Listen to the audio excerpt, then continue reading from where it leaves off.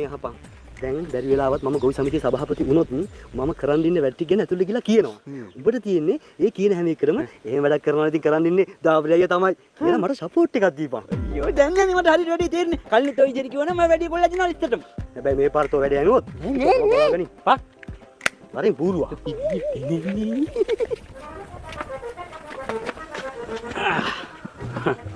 මුදලාලි බැරි වෙලාවත් ගොවි සමිතියේ සභාපති මම වුණොත් වැව හාරලා ගමේ මිනිස්සුන්ට කුඹුරු වලට කලට වේලාවට වතුර ටිකක් දීලා මුළු යායම අස්වද්දලා තමයි මම පස්සේ බලන්නේ. එහෙම වැඩක් කරනව නම් කරන් ඉන්නේ දාපලි අයියා තමයි.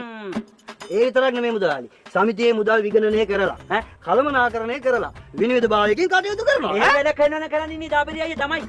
ගොවි සමිතියට විතරක් නෙමෙයි. මේ ගමේ වෙන වංචා දූෂණ ඒ සියලුම දේවල් මම නැති කරනවා. එහෙම වැඩක් කරනව නම් කරන් ඉන්නේ දාපලි අයියා තමයි. දැන් බලන්න මුදලාලි මේ ගමේ කුඩු බෝ වෙලා මම මේ සියලුම දේවල් නැති කරනවා.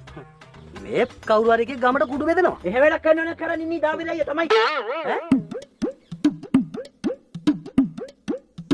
අනික මුදලාලි රෑකට බඩදරු අම්මා කෙනෙක් ලෙඩෙක් ඉස්පිරිතාලෙ ගෙනියන්න වාහනයක් තියෙනවද කියන්නකෝ.